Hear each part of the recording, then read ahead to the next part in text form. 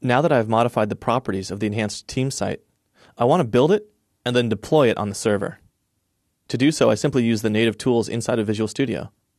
I'm going to click on the Build command and choose Build Enhanced Team Site. I can watch the build progress down in the bottom left. The build succeeded.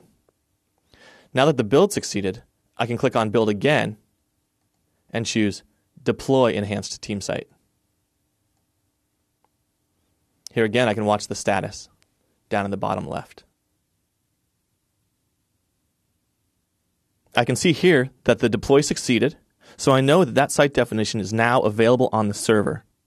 What I want to do is go take a look at what was created in my directory. I'm going to Alt-Tab back to the folder where the solution was originally created.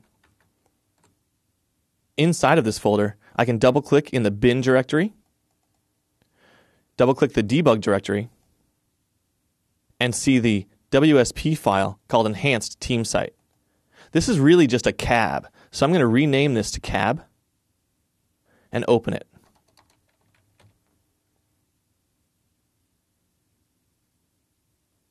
Notice the directory structure here. I can see all of the ASPX pages that are going to be created when the site definition is used to create a team site instance on the server.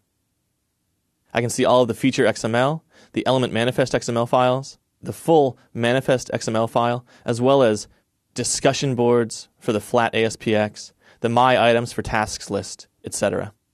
The My Items.aspx page for the calendar and tasks, and you can also see the path to each of these features. If I expand this, you can see that each one contains the GUID. I'll click back and take a look at the solution folder, and you can see how these GUIDs match. If I double-click on any one of these, you will see the pages involved in that GUID. So if I double-click Announcements, for example, we can see the Announcements folder, the list templates, and the feature involved in that folder. When I double-click Announcements here, we can see the All Items, Display Form, Edit Form, New Form, and the schema for the announcements list. I'll click back again and again and get us back into this folder where I can see the Enhanced Team Site cab, and I'm going to rename that back to WSP.